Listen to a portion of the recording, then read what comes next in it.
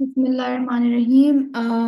हमारा टॉपिक आज का financial economics with monetary policy की रिलेशनशिप के ऊपर है। लेकिन before we start there is a quick reminder जिसको हम we can practice and know the importance of character building in मतलब लाइक हमारी डेली लाइफ में। तो द प्रॉफिट सेड मैं पढ़ देती हूँ आपको, फिर उसके बाद हम आगे चलते हैं। The prophet said all of you are guardian and are responsible for your words. The ruler is a guardian and the man is a guardian of his family, यानी कि हर कोई निगरान है अपनी रियाया का। तो आपकी जो रूलर है, जो हाकिम है, वो अपनी फैमिली, वो अपनी उसके ऊपर गार्जियन है। मैन जो है वो अपनी फैमिली के ऊपर है। लेडी जो है वो अपनी रिस्पॉन्सिबल है अपने हस्बैंड के हाउस की और उसके बच्चों की। And so all are of you are guardians and responsible for you. Like हम भी टीचर भी टीचर भी गार्जियन है अपने उसके क्या कहते हैं स्टूडेंट्स के लिहाज से। तो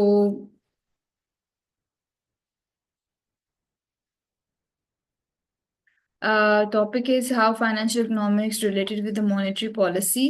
ये देखेंगे इसकी लेसन आउटकम्स हैं कि हम पहले ट्रांसमिशन देखें, किस तरह से ट्रांसमिशन मैकेनिज्म चलता है, फिर asset pricing and wealth effect, expectations in market behaviour, financial market stability वगैरह।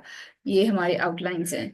तो पहले ट्रांसमिशन देख लेते हैं कि फाइनेंशियल मार्केट आपकी मॉनेटरी पॉलिसी को किस तरह से हेल्प करती है। उसको हम एग्जांपल से समझते हैं। जब भी स्टैंडर्ड SBP है, स्टैंडर्ड बैंक ऑफ पाकिस्तान, अपना इंटरेस्ट रेट लो करता है, तो आपको पता है बोरोइंग आसान हो जाती है and people will take loans from the banks and spend them and this is how the economic activity rises. तो ये इंटरलिंक्ड है आपस में इंटरेस्ट रेट के ऊपर। इसके अंदर आपके पास बोरोइंग लेंडिंग इफेक्ट होती है, एसेट प्राइसिंग यानी कि stock prices, bonds, exchange rate, spending, investment, ये सब इन्वॉल्व हो जाती है। तब जाके आपकी ये मैकेनिज्म वर्क करता है और आपकी इकोनॉमी को बूस्ट मिलता है। Asset pricing and wealth effect वही बताता है कि फाइनेंशियल लो इंटरेस्ट रेट आपकी हाई स्टॉक प्राइसेस को बढ़ाएगी, जिसकी वजह से कॉन्फिडेंस बढ़ेगा कंज्यूमर्स का और वो दे विल स्पेंड मोर। तो जो आपकी वेल्थ है वो इफेक्ट होगी अगर आपकी इंटरेस्ट रेट जो है वो लो होगा। ठीक है। तो this is how financial economics and monetary policy जो है वो रिलेट करती है। अगर हम बात करें एक्सपेक्टेशंस इन मार्केट बिहेवियर की, तो आपको पता है कि हमने एज्यूम किया हुआ होता है कि जो कंज्यूमर है वो रैशनल है, वो he has a rational mind, वो समझ के बात करता है और उसको अकल है इतनी अपने डिसीजन लेने के लिए। और वो फ्यूचर पॉलिसीज को समझ सकता है। तो सेंट्रल बैंक्स इस तरह से पॉलिसी बनाती है आज की लाइफ में कि वो अपनी फ्यूचर को सेव करने के लिए कंज्यूमर डिसीजंस ले सकें। तो जो सेंट्रल बैंक है वो मैनेज करता है उनके एक्सपेक्टेशंस को और वो उनको इन्फ्लुएंस करता है उनके बिहेवियर को आज के, कि वो फ्यूचर में बॉन्ड्स खरीदें, स्टॉक जो भी उनकी टी टी बिल्स हैं और दूसरी उनकी पॉलिसीज हैं उसके ऊपर वो पॉजिटिव रहते हुए डिसीजंस ले सकें। Then we have financial market stability. इससे भी पॉलिसीज जो हैं वो अफेक्ट होती हैं। मॉनेटरी पॉलिसी आपकी फाइनेंशियल मार्केट स्टेबिलिटी को जो है वो मेंटेन रखती है। आपको पता है कि फाइनेंशियल इकोनॉमिक्स हेल्प करती है सिस्टमैटिक रिस्क को, ताकि आपकी जो फाइनेंशियल सिस्टम के अंदर जितना रिस्क है वो मेंटेन हो सके, उसको एनालाइज कर सके और उसके बिहाफ पे लोग इन्वेस्ट कर सकें।